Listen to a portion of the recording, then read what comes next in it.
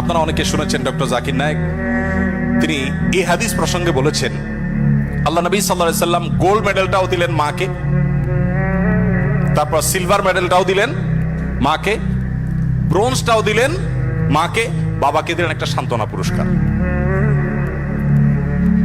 এরপরে যদি কেউ বলে যে ইসলাম নারীদেরকে ঠকিয়েছে, যে যুক্তিতে বলে সেটা আপনারাও জানেন আমিও জানি, বলা হয় বাবার সম্পদে ছেলে যদি 2 টাকা পায়, মেয়ে 1 টাকা পায়, এখানে মেয়ের প্রতি অবিচার করা হয়েছে। আপনারা জানেন এর মতো হাস্যকর একটা দাবি আরেকটি হতে পারে না।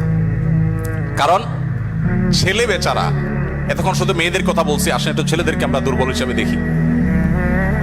ছেলে বেচারা প্রাপ্তবয়স্ক হওয়ার পর বাবা মা তার ভরণ পোষণ দিতে বাধ্য নন। যদি বাবা মা বলেন যে তুমি প্রাপ্তবয়স্ক হয়ে গেছো, তোমার চাল ডাল তুমি জোগাড় করো, বাবা মা সেটা বলতে পারেন, সে রাইট তাদের আছে। বিয়ে এখনো বেচারা করে নাই, মাত্র প্রাপ্তবয়স্ক হয়েছে।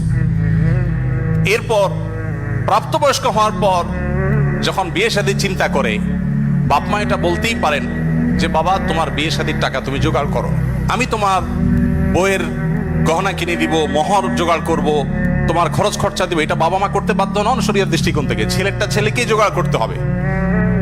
আপনাদের অনেকগুলো প্রশ্ন আমার কাছে আসছে, এর মধ্যে সবচেয়ে কমন যে প্রশ্ন বারবার এসেছে সেটা হলো যুবকদের প্রশ্ন, বাবা মা বিয়ে দিতে চায় না, আমরা কি করব? আমি সে প্রশ্ন উত্তরে যেতে পারবো কিনা জানি না, তবে তরুণদের আহাজারে আমাকে খুব কষ্ট দেয়। কারণ আমি খুব বেশি বয়সে বিয়ে করিনি, আমি এখন নানা হয়েছি, আপনারা অনেকে জানেন। আমার এই বয়সে আমি নানা হয়েছি, এটা অনেকে শুনলে আসমান থেকে নাজিল হওয়ার উপক্রম হয় যে কিভাবে সম্ভব।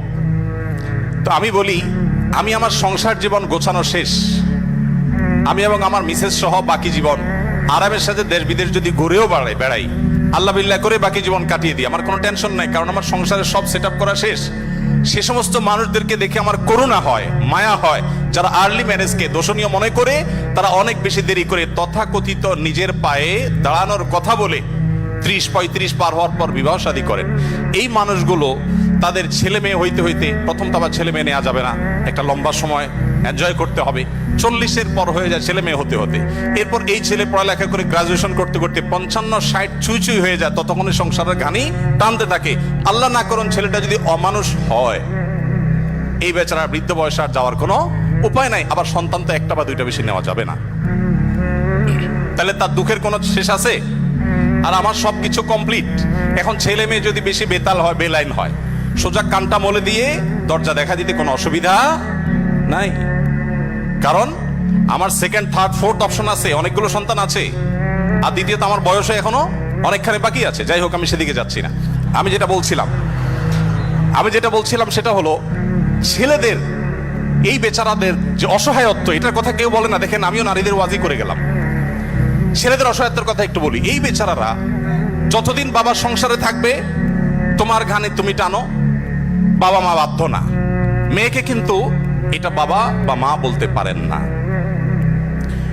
এরপর যখন বিয়ে হবে, বিয়ের সময় ওই যে ছেলেরা চিরকুট নিয়ে আসে, হুজুর একটু বলে দেন আমার আব্বা এখানে আছে। আমি পল্টনে একটা হোটেলের উদ্বোধনী দিনে আমার এক বন্ধু মানুষ সেখানে গেছিলাম, এক ছেলে তার বাবাকে ধরে আমার কাছে নিয়ে আসছে, এসে বলছে, হুজুর আপনার অনেক ওয়াজ শুনছি, আজকে আমার বাপরে হাতের কাছে পাইছি, আমাকে বিয়ে দেন। আমি বহু বলছি, আজকে আপনি হাতে নাতে বলেন। আমি নিজের লজ্জা লাল হয়ে গেলাম, যে ছেলে কি বেহায়ার মতো কথা। যাই হোক, তো এই বেচারারা বিয়ে করতে যাবে, বাপ বলে যে কি করো তুমি, বিয়ে করবে মানে টাকা কামাই করো। মেয়েদের বিয়ের সময় কি বাবা মা এটা বলে তুমি কয় টাকা কামাই করছো তোমার বিয়ে দিব? বলার সুযোগই নাই, রাইটই নাই। এরপরে বিয়েটা যখন হয়ে যায়, এই বেচারা এতদিন নিজের পেট পালা লাগতো, এখন বউয়ের পেট পালো, ছেলে মেয়ের পেট পালো, অর্থাৎ তাদের রিজিকের ব্যবস্থা করো, তাদের উপার্জনের দায় দায়িত্ব তার। নিজের বাবা মা যদি বৃদ্ধ হয়ে যান, অসহায় হয়ে যান, তাদের দায়িত্ব তার। বাপের বাড়ি যাওয়ার সময় বাজারটা তার করতে হয়, শ্বশুর বাড়ি যাওয়ার সময় মিষ্টির প্যাকেটটার টাকাও তাকে দিতে হয়। শতভাগ খরচ ছেলের, শতভাগ খরচ কার? ছেলের। আর বাপের সম্পদে পাবে হলো 2 টাকা, 2 আনা, আর মেয়ে পাবে 1 টাকা।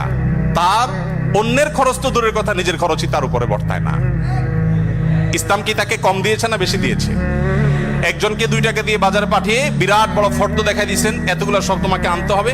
আরেকজনকে 1 টাকা দিয়ে বললেন যে তুমি শুধুমাত্র এই টাকা দিয়া যা খুশি তা করতে পারো। তাহলে এই 1 টাকা যাকে দেওয়া হয়েছে তার অধিকার কি কম দেওয়া হয়েছে না বেশি দেওয়া হয়েছে? আল্লাহর সাথে পাল্লা দিলে গোল্লা যাওয়া ছাড়া কোনো উপায় থাকে না। যারা নিজের বিবেক দিয়ে আল্লাহ সুবহানাহু ওয়া তাআলার বিচারকে, বিশ্লেষণকে বিচার করতে চায়, তারা আল্লাহর উপরে ওই যে খোদার উপরে খোদাগিরি বলে, যে সে মূর্খতা ছাড়া আর কিছুই করছে না। আমি শ্রদ্ধা রেখে তাদের প্রতি এটা বলতে বাধ্য হলাম।